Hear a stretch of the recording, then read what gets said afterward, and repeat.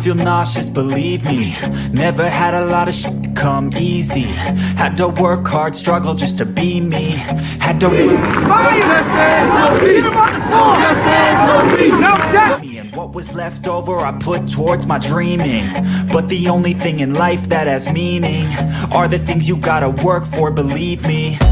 Take into your hands a plan, your own hands can land your own brand. And damn, I feel like no one takes accountability. They want the credibility, convincingly unwilling to put in the hours it takes to get some power. Don't be f***ing sour, take a cold shower, scream until you're louder, work until you're prouder, and f*** all the doubters, they're just your downers. I swear to God they all let me down. I always fought. I can tell you that 7 years after Freddie Gray, that was 2015, spring, April, May, this is 2022. Communities like Sandtown, all we saw then and now in terms of investment was a renovated Western District Police Station and a new funeral home. That's what West Baltimore got. A new police station and a new funeral home. What kind of optics are they?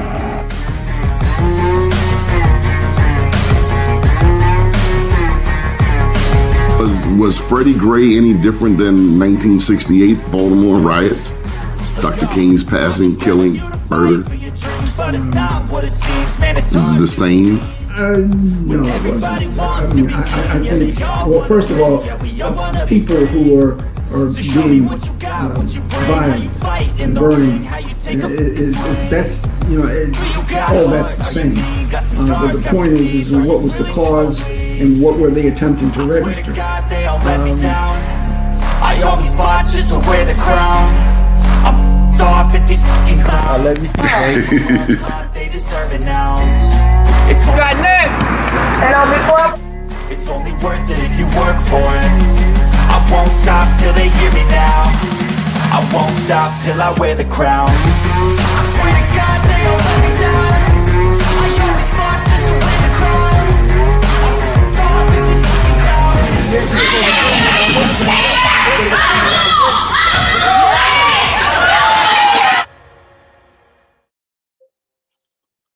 First name's Donnie, last name's Glover. In it to win it for the long haul, baby. All right. So we're here. Got the party started. We want to say happy day to you. I hope that you are thankful every day, not just today. We're in the fall harvest, celebrated across the world.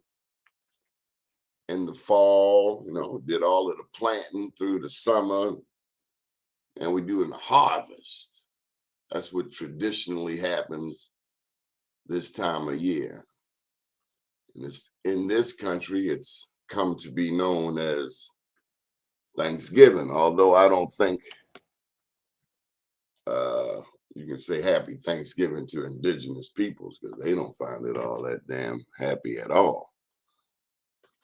But time has passed, some wounds have been healed, and this is the time of the year that we get together with family.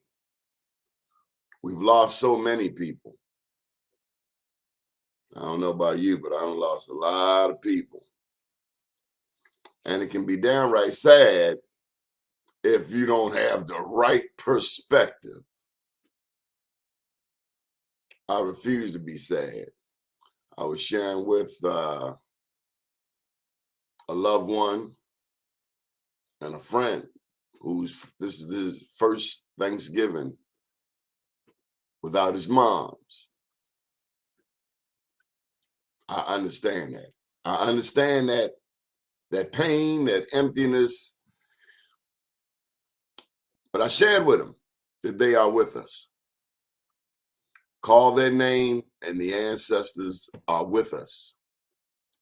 So on that note, I shade to my mama and my daddy and all my loved ones on the other side. And I will see you no time soon. Amen. I can assure you of this, that your loved ones Don't want you fretting about anything, anybody. So let's make an agreement right here. Today, we're going to have peace of mind. We're going to have our woo-saw moment. Anybody, anything, any situation that causes stress, get rid of it. Don't answer the phone. Put your phone on mute. Here's another one. If you get together for dinner, make them leave their phone at the front door. I've seen couples out on a date.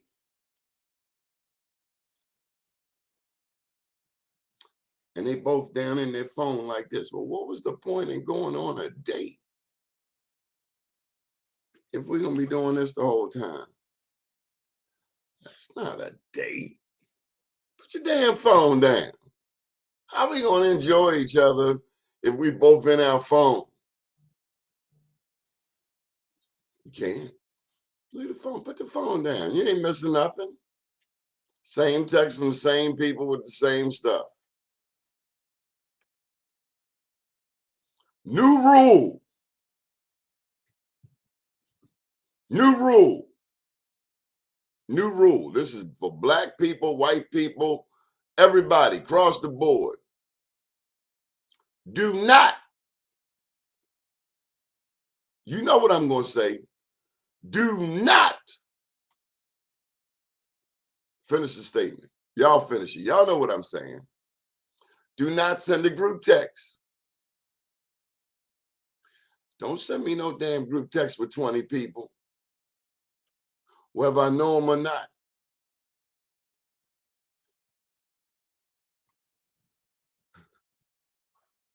That's just uncouth. That's a lack of etiquette. That's the word for the day, etiquette. E-T-I-Q-U-E-T-T-E, etiquette. Sending somebody a text with 30 people on it. You're a selfish self. Trifling self. Pick up the phone. Call them people. You love them. Send somebody a group text. They need to be taken out back before the dinner and have a serious talk at the woodshed.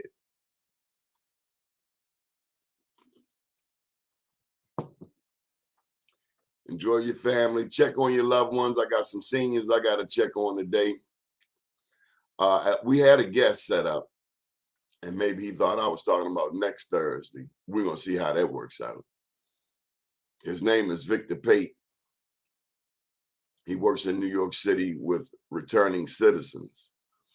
And I thought today would be a wonderful day to speak with him, but maybe his wife had other plans. Maybe out shooting a turkey. But nonetheless, America has 5% of the world's population, but we have 25% of the inmates, and half of those inmates are black. Black women are the fastest growing demographic. So for instance, here in the state of Maryland, as we getting our first black governor ever. Now, we cannot expect this man to reverse 300, 400 years of what's been happening. Can't do that in 48 years.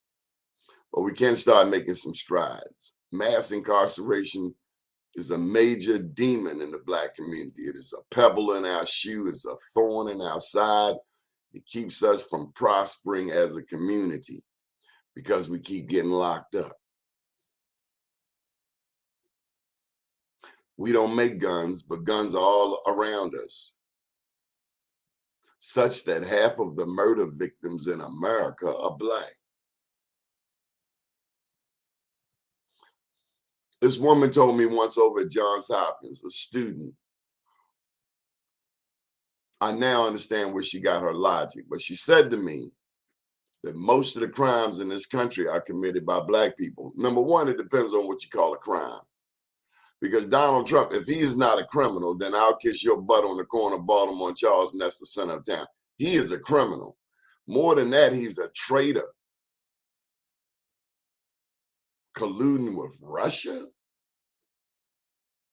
How far y'all want to go with this privilege thing? I'm just curious. How far do you really want to go with this privilege thing? Because if you're okay with it, cool. But when it comes back around to bite you in the butt, know that you were warned. And when it do come bite you in the butt, don't cry. Take it. Take it like a man. Donald Trump called a mob and his own vice president almost got hurt. That doesn't sound like somebody I would like to go anywhere with for anything. Donald Trump is the biggest piece of you know what in the Western Hemisphere. Now, Fox News, all day, every day, they talk about Marilyn Mosby. They talk about the squeegee kids.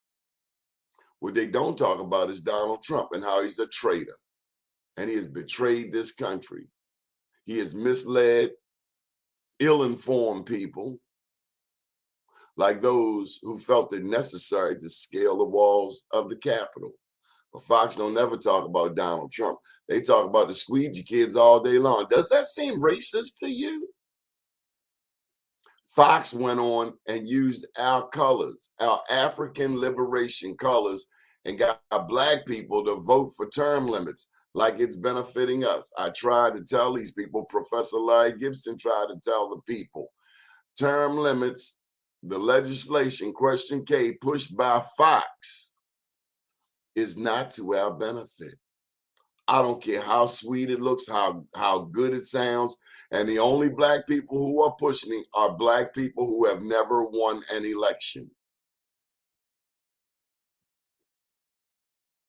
Check the facts.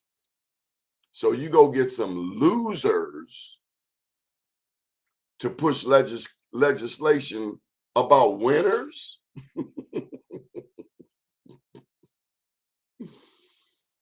You can't make this stuff up. We voted for our own demise. Black people in Baltimore, we don't realize we already have the power. And guess where else they did this same trick? Prince George's County. And when did they do it? When they had a white county executive? No, they did it when they had Wayne Carey, the first black county executive. Now, all of a sudden, people want term limits. See, when black people get in position, then they start talking about term limits. But we fell for the okie doke because we listened to people who ain't never won an election tell us what we should be voting for in an election. Pay attention. Check the facts. If I'm lying, I'm dying and I ain't trying. People pushing this legislation have never won an election, but they telling you we need term limits. Black people, did it ever dawn on you that maybe we have the power? Now they say, well, okay, well, if they are so good, then what have they done? Okay, maybe you need to read the Glover report. I wrote an editorial about Brandon Scott, Governor-elect Westmore, and State's Attorney-elect Ivan Bates, that they are only as good as we make them. So if you don't like what's going on in the city of Baltimore, get involved. Reach out to the mayor. Reach out to your city council person. Get involved. See what you can do to make a difference. The election is over. There's no need fighting over a lost election. That thing is over. Hey, Richard Ware, good morning to you. We have to make the mayor, the governor, the state's attorney, they are only as good as we make them. That means we got to call them. We have to engage with them. We have to be involved with them. Yeah, Donald Trump, ignorant boo-boo. Yep. That's who Fox ought to be talking about, but Fox will never talk about them. Why can't they talk about them? They talk about the squeegee kids. The squeegee kids are absolutely irrelevant. And if you don't like what the squeegee kids doing, then keep your window rolled up and move on. Ain't nobody making you give nothing to them. Keep your window rolled up. They put some Soap on your window, hit the water thing, make it come up scratch and pull off. And don't get out your car. Don't get out your car. Don't get out your car. Nobody has to get out your car. Stay in your car and pull off. I'm betting if you keep your mouth shut, it's just like it's like a tax. You know how they got a plastic bag tax in the city of Baltimore? You go to the supermarket, go to the dollar store, and you got to take your own bags because they don't have any bags because now bags are too expensive. I'm up Mondawmin. Plastic bags messed up my relationship with my favorite sub shop up Mondawmin. Man, after I ate half my sandwich, I said, can I get a bag to take it to go? He said, that's 5 cents. Well, I didn't have any cash or I only had a credit card. So I only had 5 cents. And we got into an argument over 5 cents. I done spent $13, damn near $14 on a sub, and you ain't got a nickel bag? Do tell. You don't need to be in business, sir. But it started with the city, with the city council. So the city council fires back, and now they want to get a pension after 8 years. That does make you wonder, well, damn. Make me want to run for office. Do 8 years and get a pension for the rest of your life? Sounds like the good life. But the city council is relatively weak in Baltimore, the way the system is set up. It's a strong mayoral system. And everybody wants to be mayor. For the people that want to be mayor, are you qualified? Do you actually have a plan? What have you done in your current position? Have you brought any economic development to your district? Have you helped the businesses who are already there? Have you helped those business owners? Do you know those business owners? Everybody want to run for office. But after they get there, we find that they spend more time on Twitter and Facebook than they do actually doing a damn job. To my millennials, I love you. But y'all on social media too damn much. Do some damn work. If you're doing work, you ain't got time to do no social media. That should be secondary, tertiary, not how many likes you get. How about how many doors did you knock on? How many people you served? Everybody want to be, and then we got this VIP mentality. Like, I'm a VIP. Ain't no damn VIPs. Nothing makes me sicker than go to a black person event. They got all these VIPs. Ain't no damn VIP. Our city's on fire. What's VIP about you? Are you Big Daddy? But everybody want to be famous. Everybody want to be important. Some people still suffering from low self-esteem from the 11th grade. Amen.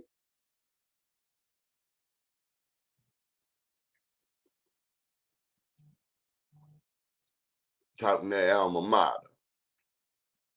Can't spell cat. Some people still stuck in the 80s and the 70s.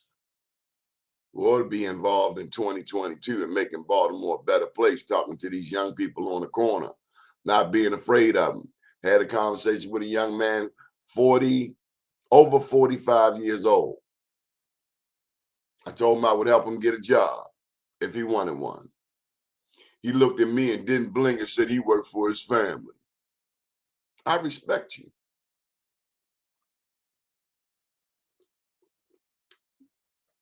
I guess the family business is selling dope. There you go. I knew he was going to show up. I knew he was going to show up. The man, the myth, the legend. When we coming down Malcolm X Boulevard up in Harlem, they be like, hey, Mr. Victor Pate, Mr. Victor Pate. You do me too much, my brother. I appreciate you. And the more I hear you say that, the more humble I become, because I know oftentimes getting praise, oftentimes it can cause you to lose focus of what the praise is actually really for. So I thank you. I appreciate, and it just keeps me more humble. It also is an empowering. And not taking anything from the great renowned Donnie Glover of Be More, I think that, I don't know, it's just not enough words that I can even express in terms of the appreciation and respect for the work that you yourself do. So definitely I would like to lift up you and your platform and wish you many, many more years of success in your arena. So thank you. I am, because you are, big brother. And you know Yeah. what? I almost had a surprise for you. It slipped my mind. I was going to call our dear friend, Odessa Hopkins, but I don't want to put her on the spot. Plus, she says she's retired. Yeah. She mentioned that also.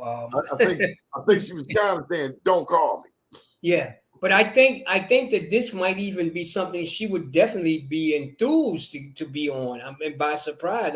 I'm quite sure she wouldn't want to miss this moment. So if it's possible, you should definitely try to reach out.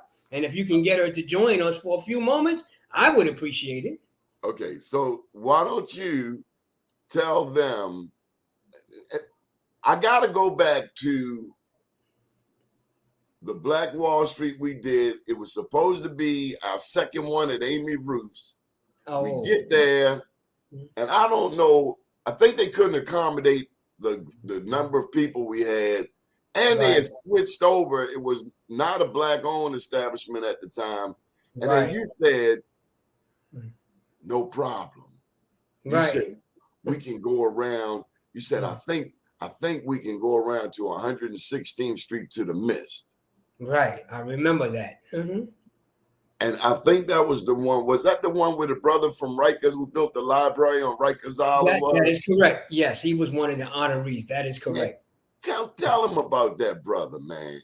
Well, I guess, and not because of me alone, but because of the networks that I guess I'm affiliated with. It came to mind because actually the Mist was one of the venue places that I was honored at some years prior through another network. Her name is Shanice, right? And she does a lot of work. She's still a phenomenal woman in her own right. Anyway, we did an event at the Mist, and it was an honor event in which myself and a few others got honored at. And we had a good time, made the networks and yada yada yada. So I think there was a few more events at the Mist that I had attended. So I kind of sort of like knew the people who had decision-making abilities, and I reached out and networked with them, and this is all in one day because we were scrambling trying to find out where we were going, right? And eventually we was able to get confirmation, and they said, yeah, come on over, bring whomever, however, whatever. And we were successful in securing that venue space for that time, and I think it went as well as it would have went even if it was planned, although it was unplanned. So it was better than what we expected, and it was a beautiful venue. Yeah, but I got our sister. I got our big sister with us, Odessa Hopkins. She's on the line. Oh wow! Peace and greetings, my sister. How are you? I am wonderful. How's my guy doing? How are you, my lifelong friend? Oh yeah. It's so good to hear your voice and everything like that. There, and you. I understand you are now pickleball queen down there. Yeah, she's the pickleball queen. Absolutely. Yes, retired, moved down south, and pickleballing our way into good health and long life. Oh, I'm so happy. We go way back further than pickleball. I mean, I think I met Victor when I was 11 years old. Yeah, it was about. I think we was all about in our younger ages. I'm not going to say how old I was at that time, but it was around about that time. We was listen. Hey, we were still playing in the schoolyard at that time. That's right. That's right. Yeah, playing in the schoolyard, a little too grown for our ages, but Yeah. that was the way of life back then. So that's why I'm so thankful that we're all survived and doing well. But I'm so proud of you and everything that you are doing, and you and Donnie, which make an absolutely phenomenally spiritual based relationship and friendship. And I'm just proud of you both. That's all I wanted to say, and happy Thanksgiving.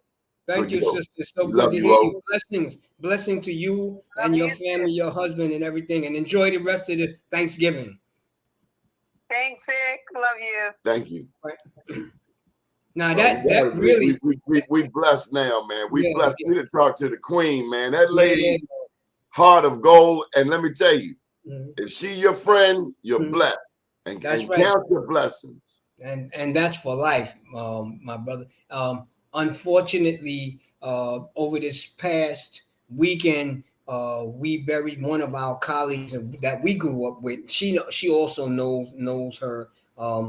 Had a long fight with cancer, and eventually she succumbed to that. But then when you speak about the blessings, my brother, and I'm quite sure you can chime in on this part here, is that we oftentimes we look over in life in retrospect, things that we have done, things that we have been involved in, and the things that we are still allowed to continue to be involved in. And when you talk about blessings and gratefulness and humbleness, I think that I definitely can amen to that, because believe me, I remember they told me you're not going to live to be 18 years old because of the lifestyle I led at an early age before I became 18. And they told me you're not going to live to be 18 years old. But God fooled them. And here I am. And here I stand. Why do you serve, Mr. Vic? Why do you serve? You could retire. You could move on. You could do something else. Why do you serve the brothers and sisters returning? Because my people are not free. And until my people are free, I cannot be free. I cannot let my brothers and sisters suffer in these prisons and jails. And I'm going to say something really quickly, right? I went back in last week. We did a prison visit because we do occasional visits and monitoring and oversight, and especially because of the whole solitary bill that got passed in 2021, we have to do oversight and monitoring, make sure they're doing what they're supposed. Long story short, I went to a maximum security prison in upstate New York. That is the first time I've been back inside a maximum security prison in over 25 years. It was an experience for me. I went through a range of emotions, but had an opportunity to speak directly with the brothers that were in these prisons and jail. And although it's, 25 plus years later, it was bad then, it is worse now. And I can tell you that, the experience that I had from being on the inside, the collateral damages that I'm still dealing with now, is what really empowers me, and it inspires me to continue to do the work that I do, because I know that there's others that are suffering, and there are others that will be suffering. I think that I have an obligation to be a beacon and a light of direction to those who have been down the same path. So these are all the components that go into why I do the work and continue to do the work. I wouldn't want to be doing nothing else. I want you to help me out with something. Years ago, it's been over 20 years. I was rip racing and running these streets, chasing all of the dope, the coke, the crack that I could find. I heard you mention collateral damage. Mm-hmm. Some people call it wreckage from my past. Mm-hmm. Whether it's drugs, whether it's incarceration, whether it's tricking, whether it's whatever vice one might have. I think of the story in the Bible of Jesus meeting the prostitute. Mm-hmm. Tell me about dealing with the stigma of returning home. The stigma, I saw it in a movie not long ago, and it was a simple term. They call this man convict. And the rest of this is a cowboy movie, and the rest of the cowboys look down their nose at this person, and you could feel the stigma. You could feel the power of the word and its impact, even in this movie scene. How do we deal with collateral damage? So, and one of the things, and you you hit the nail on the head: characterization. Characterization also forms how insight, how a person sees you. So, hypothetically, people say, "Oh, this person is a not a righteous person, or this person can't be trusted." You don't you might even heard about that person, or even just heard the person, never had an opportunity to meet the person. So automatically, if you ever have an opportunity to be in the same environment with the person, automatically you're going into this with a negative outlook on who this person is without even having an opportunity, because the person says you are unrighteous person, you a con man, a thief, a liar, or whatever negative connotations that people can attribute to you. Automatically, people have precognitive notion of who you are. Prejudice. And automatically, that closes a lot of doors of opportunity. Similarly, formerly incarcerated people, the stigma of, first of all, being formerly incarcerated, right, is a strike against you. The stigma of what goes along with the characterization of a person who's been in prison stays with you, and that is just about a lifelong stigma that you carry with you and that people see you as, regardless of the fact of what type of transformation you might have went through while you were incarcerated. It's the stigmatization, collateral damages, and the collateral damages that affect your life years after you have served your time, paid your debt, all that other good words that they like to attribute to people when you've been to prison, right? It doesn't mean nothing, because as far as society is concerned, you never have paid your debt, and you will never have paid your debt because you are labeled felon, ex-con, convict, and all those negative comments. The words have power. You said it right there. Words have power, and people carry this ideology with them wherever they go. Whenever you're talking about dealing with somebody who's formerly incarcerated, so this is something that we have to work on to get rid of that. I'm going to parlay this onto the international. One thing I enjoy when I come to Harlem is seeing Black people from all over the African diaspora, whether they're from the Caribbean, whether they're from Africa. Right there around 116th Street, I would often see brothers from Senegal, among other places. I was speaking with a Nigerian recently, and we were talking about how we have preconceived notions of Africans and how Africans have preconceived notions of us, all via the media. How you gonna like me? How you gonna not like me? I'm not gonna like you. We haven't even met. That's right. But the media just said you are this and I am that, and never the twain shall meet. I refuse to let the media tell me who my brother and my sister is.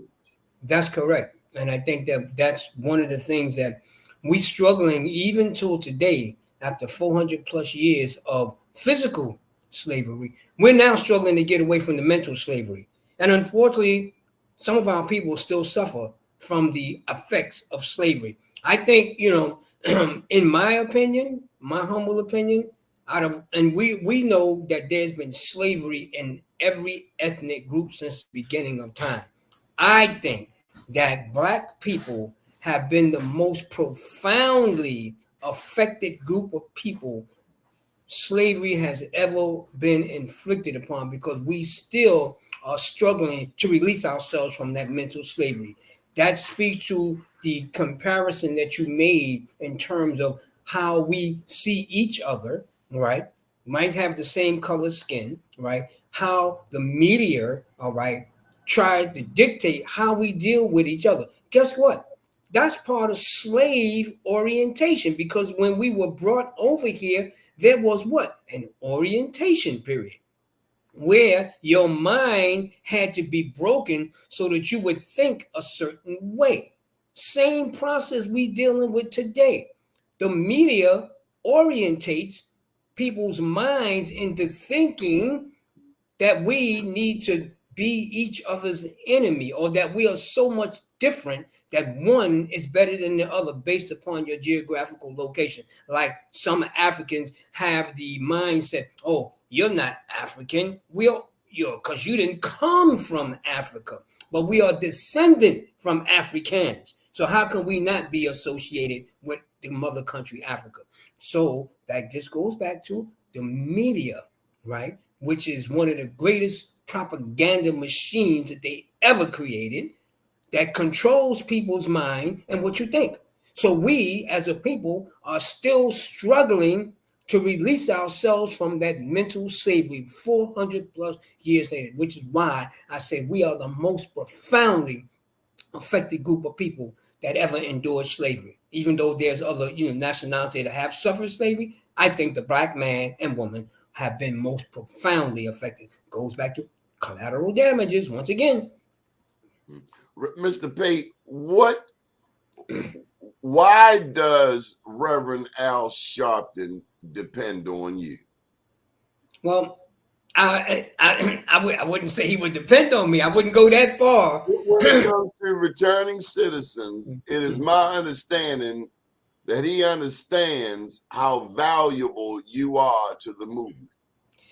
I think one of the reasons Sharpton kind of sort of like recognizes me, because he knows when I get a hold of a project, I don't let it go until it's finished.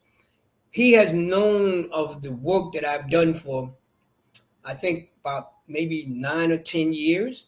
And when I came to the National Action Network and I joined as a member, and he allowed me to bring the Second Chance Committee to the National Action Network, I don't think he had a clue. He didn't even know who I was at the time. He just knew I was a new member. He knows that I had been formerly incarcerated, and that's all he knew.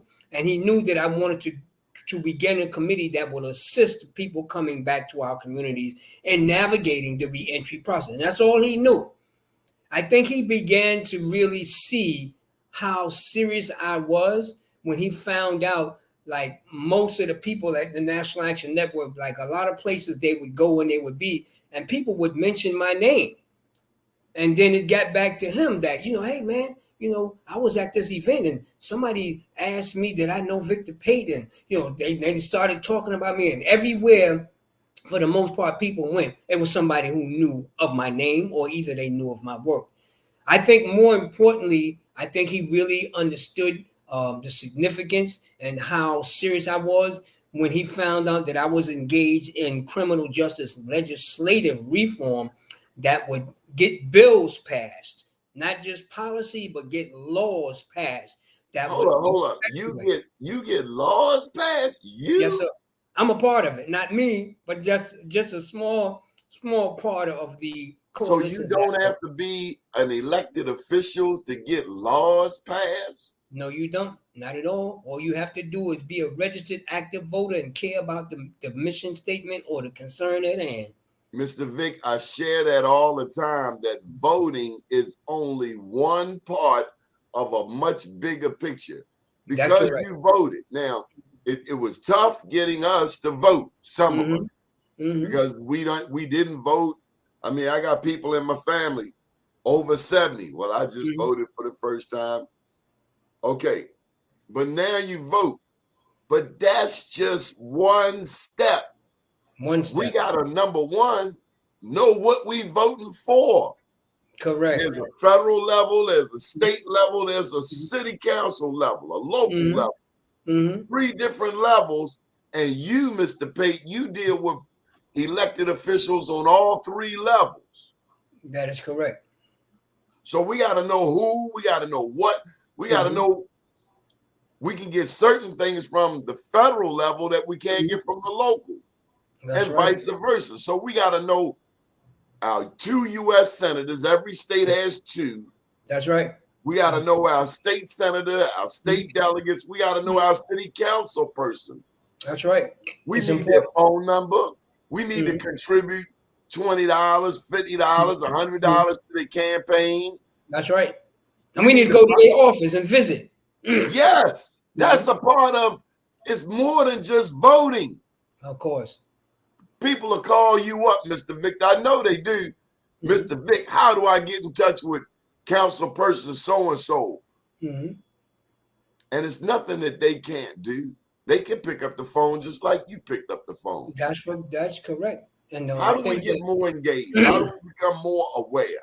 I think that we have to use this medium that we have access to, as they say, the modern age of technology. I mean, there's all types of information out there, you know, technological wise. But also, I think that it is incumbent upon those of us that are in the know, that are knowledgeable of the machinations of the machine and how it operates, to teach to others what this system is, how the system operates, but more importantly, how they can empower themselves and have a hand in change. And I think that, you know, at least from the marginalized communities, disenfranchised communities, right, that we need to hold the type of conversations that you're talking about, that you and I are talking about. Education, engagement, and empowerment. Those are important too, but you also have to, I guess, explain how this affects people's lives. I told somebody the other day, because, you know, as you know, I go into Rikers Island monthly to register people that are pretrial detainees who do have the right to vote by absentee ballot. And we do, I guess you could say, an impromptu educational piece while we're there. One question I always get: why do I need to vote? Right? My pushback to those people who give me that type of conversation: oh, how did you get here? And why are you here? And they look at me like kind of dumbfounded. What you talking about, man? Oh, what do you mean how I get here? I say, I'm asking you a question. How did you get here? I got arrested. Oh, you did? How did you get arrested? And why did you get arrested? Oh, because they say, because, you know, they ain't going to confess, because they say I did such and such. Who said that? Well, such and such, such. Oh, somebody said that you did this. And as a result of what somebody said, that's why you got arrested? No, well, it was a little bit more. I said, well, tell me a little bit more. Where I'm going with this here, what I usually wind up saying to them: you got here and you'll continue to be held here because somebody made a law, and that somebody who made that law was elected by the people who are registered voters to represent them in some level of the legislature.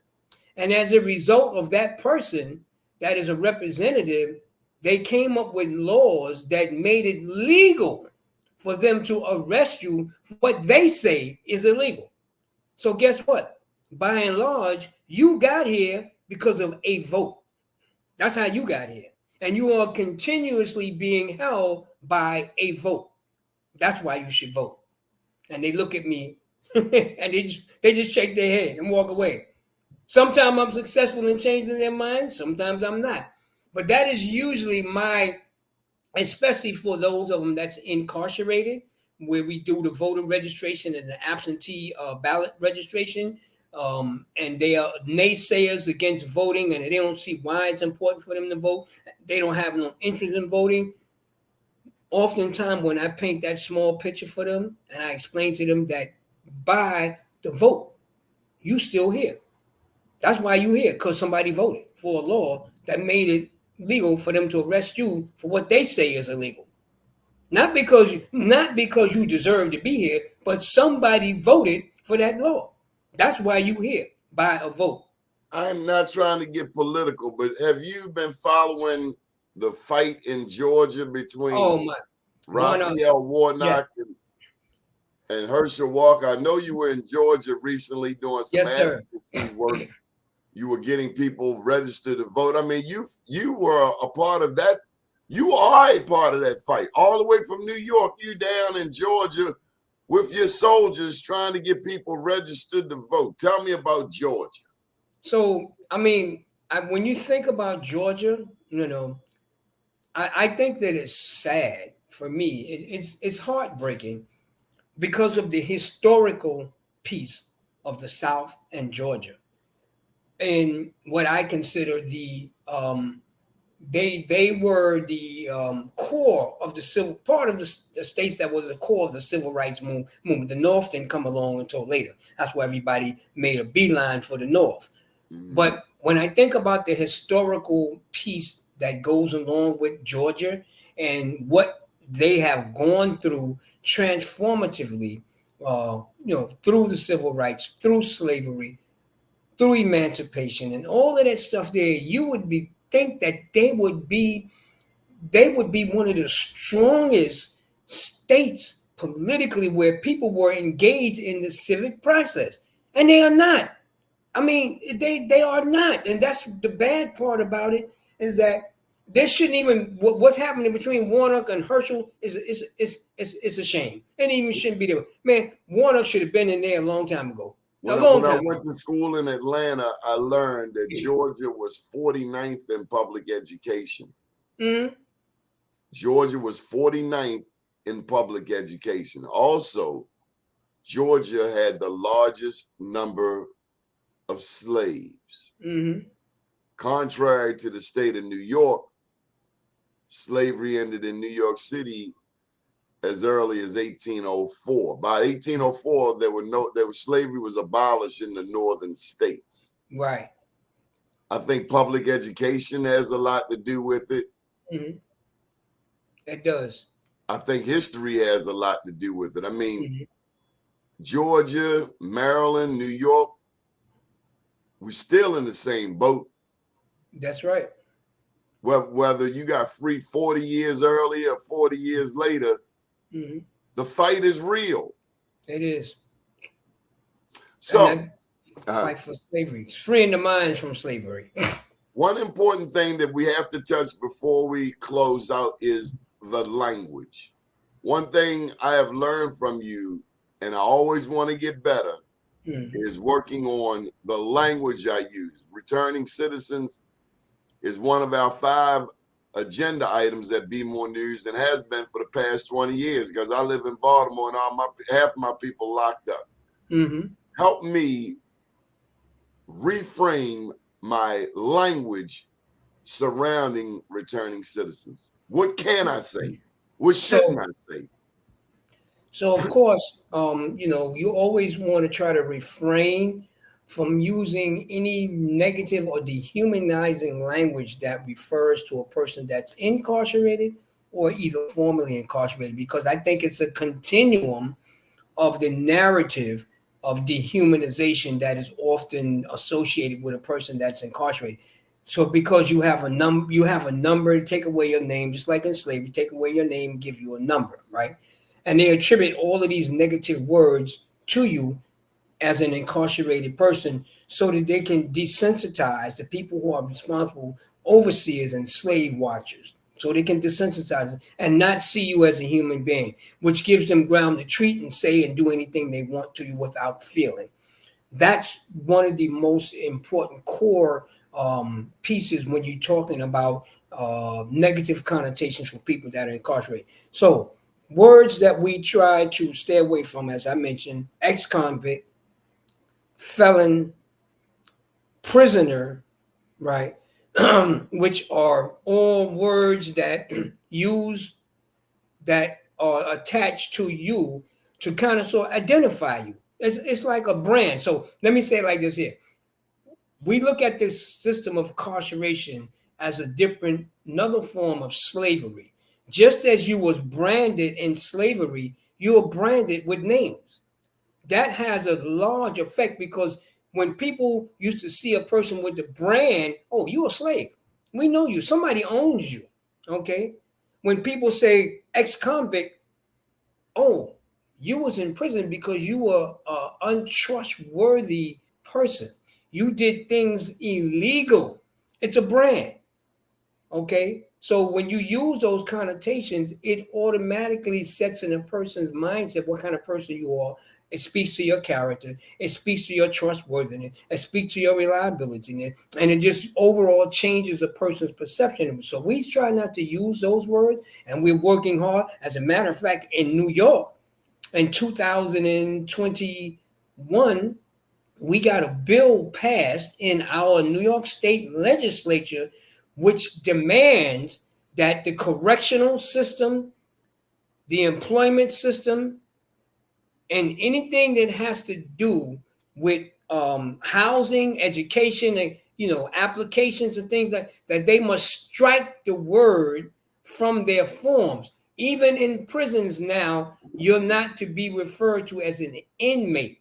You're supposed to be referred to as an incarcerated person, a person that is justice impacted, or a person who was formerly justice impacted, which speaks to language.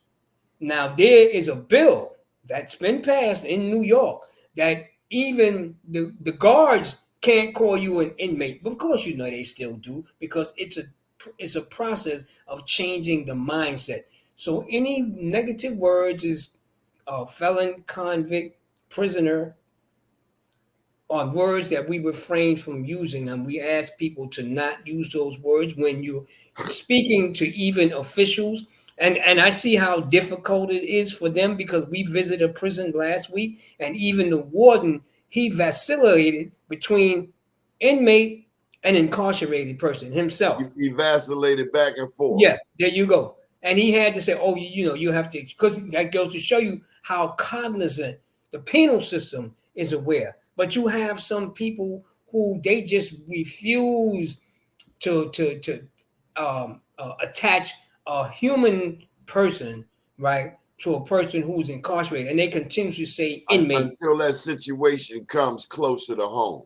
There you go. There you go. I mean, I find out that when we meet, we meet with city council, we meet with Department of Corrections officials, right? And when we're on these Zoom meetings and stuff, they are insistent on saying, well, the inmates under our control, and then we got to check them, of course.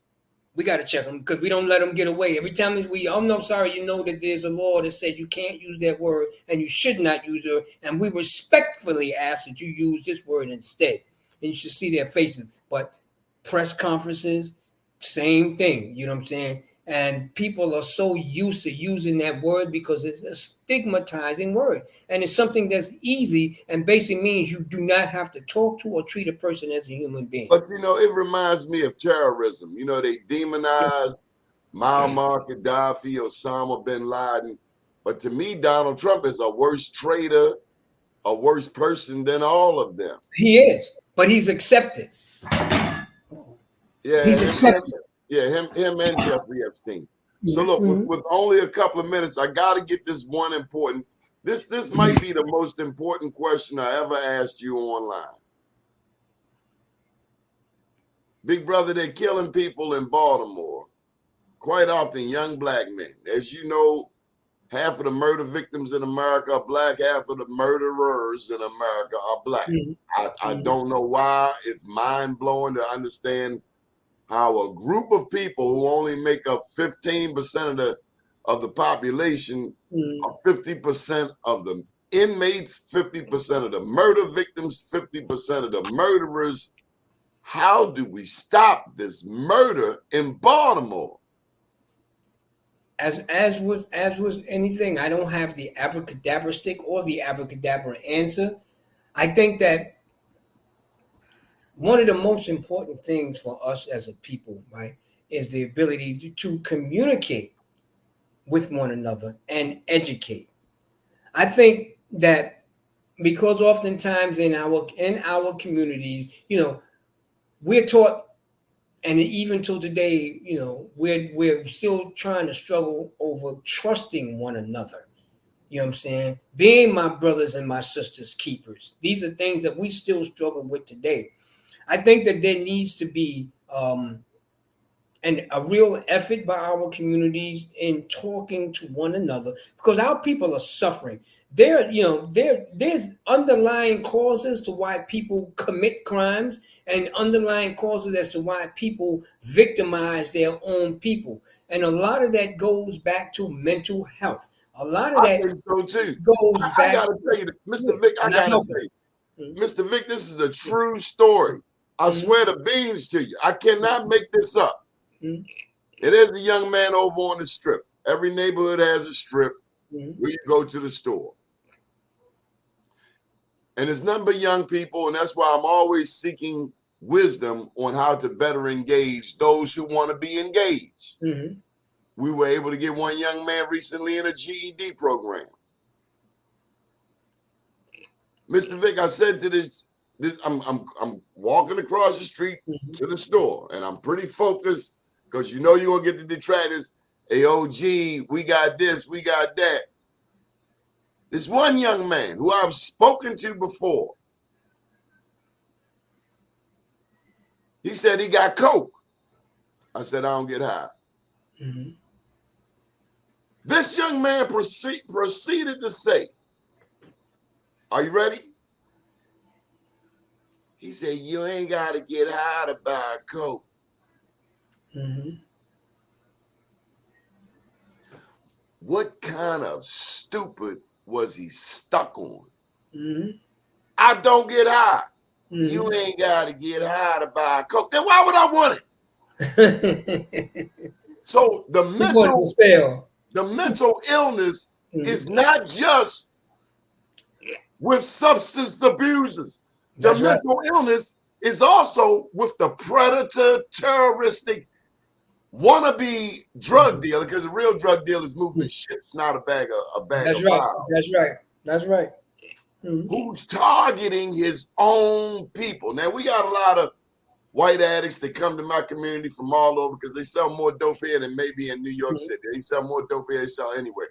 But my point is, there's a mentality that is involved, not just the addict, That's right. but the seller, Mhm. Mhm. who is so damn selfish. Mhm. He don't care who he got to step on or she. That's right.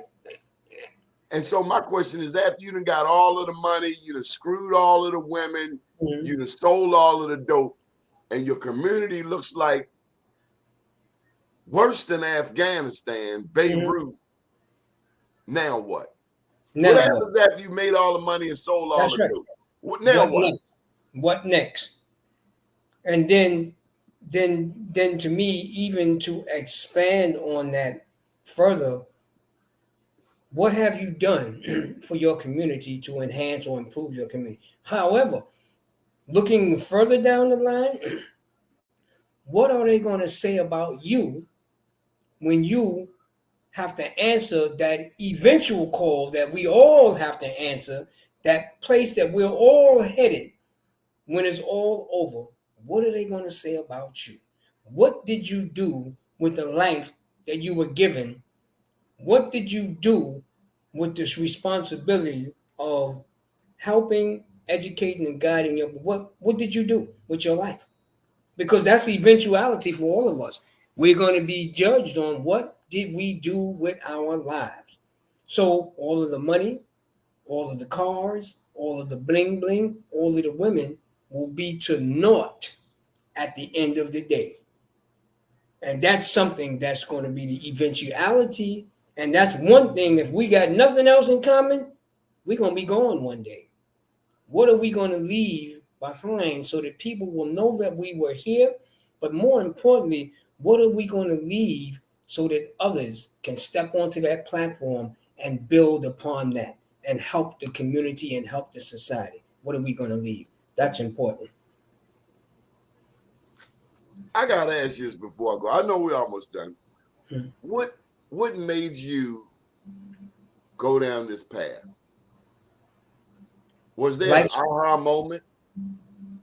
Actually, I guess there was. And exactly when that aha moment came, my memory don't go back that exact point. But I think that I had to really take a look at where I was in my life, and looking at the surroundings that I was in at that time. And something said, man, shoot, every time you come here, it's prettier. It's prettier. It looks better. And they then added something, and they keeping it up, and painting and doing this stuff. But every time you come back here, you look in the mirror, you're looking older. And I said, I'm looking older, but the jail is looking newer.